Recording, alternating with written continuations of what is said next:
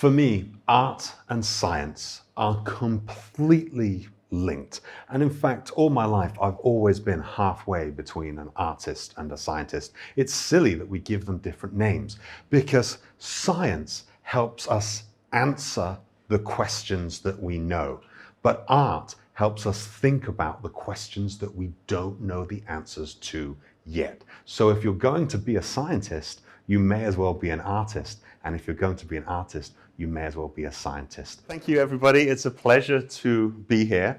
And with a title like How to Build a Cyborg, this sounds like it's something from the future. But actually what I'm going to share with you is something from the past. Because you may not know it, but cyborgs have been among us for about 17 years. And I know this because almost to the day, 17 years ago, I created the first cyborg that was recognized by a government. For centuries, humans have been using tools to help express themselves. We use a paintbrush, we use musical instruments, we use lights and fire and stories and language, so many wonderful technologies that help us be creative. As technologies improve, our creativity can improve.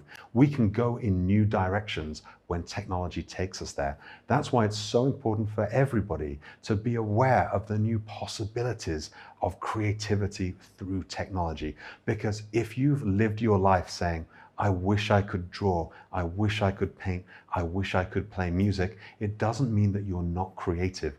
Maybe it just means that you haven't found the tools yet to express yourself. And when we look to technology, we can see these tools are coming. When we integrate technology into our bodies and into our lives, it means that we stop using technology and we start becoming technology. So it used to be that we would have to use a paintbrush or use a piano, but now we can be the paintbrush or be the piano, and that opens up untold possibilities for using humanity and technology and creative opportunity all at the same time. If you have a crazy idea and you want to make it a reality, the only way that you can do it is if you take complete responsibility for your idea. Because if you don't build your future, nobody else is going to build it for you. And if you have an idea that's so crazy that nobody else in the world would ever come up with it, that doesn't mean that it's a bad idea. It means that it's your idea. And if you don't bring it into the world, yet nobody else ever will. So the next time you get hit with a spark of inspiration, don't wait for it to happen.